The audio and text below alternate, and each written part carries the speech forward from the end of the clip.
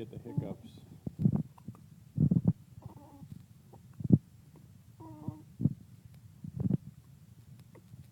As you can imagine, for someone with very little neck control, hiccups can be full body movements.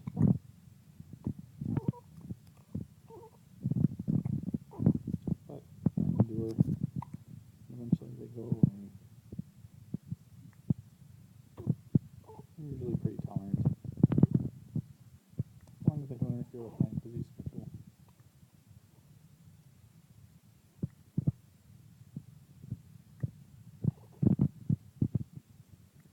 One of the things, of course, that keeps me busy is producing this show.